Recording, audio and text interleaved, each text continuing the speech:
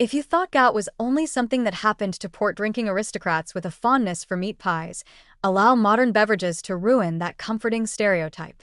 Because one of the sneakiest, most efficient ways to raise uric acid levels today doesn't come from a roast or a crustacean. It comes with bubbles, ice, and a colorful label promising energy or refreshment. Yes, we're talking about fructose-loaded drinks.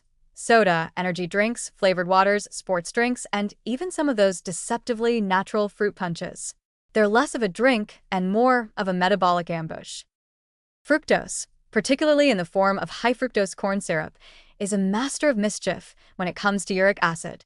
Unlike glucose, which your body can use for energy or store as glycogen, fructose has a nasty little habit of bypassing most of your body's standard sugar handling protocols.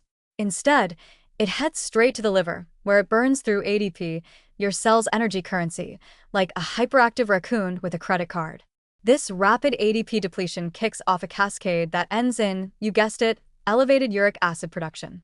Your cells are basically left looking like a looted convenience store, and your bloodstream fills with the biochemical equivalent of broken glass. The result?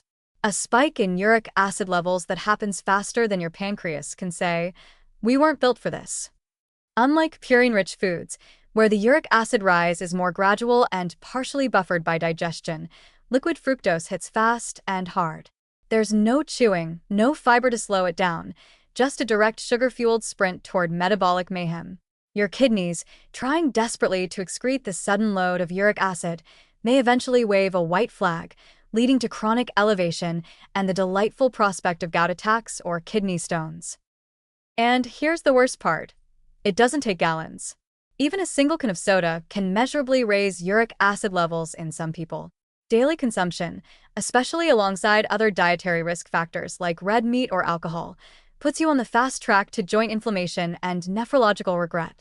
You're not just sipping a sweet treat, you're pouring gasoline on a biochemical bonfire and daring your body to keep up. People often think they're making healthier choices by switching to sports drinks, flavored water, or vitamin-enhanced hydration solutions. Unfortunately, many of these are still swimming in added fructose. Just because something has electrolytes or comes in a bottle shaped like a dumbbell doesn't mean it's doing your metabolism any favors. And don't get too smug about fruit juice either. While technically more natural, fruit juices, especially apple and grape, are also high in fructose and often consumed in quantities that would make a whole fruit dietitian cry. Imagine squeezing 6 apples into a glass and chugging them like it's no big deal. Your liver certainly thinks it's a very big deal. The link between fructose and gout isn't just theoretical anymore.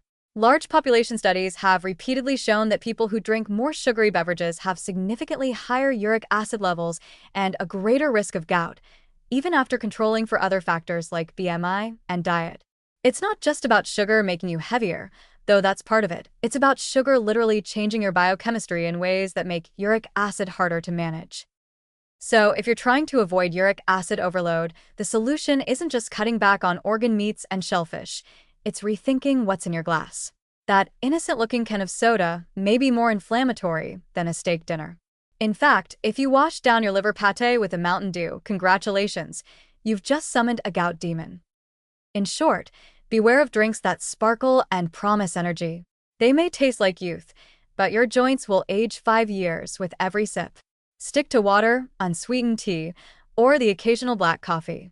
Because gout is many things, but it is never refreshing.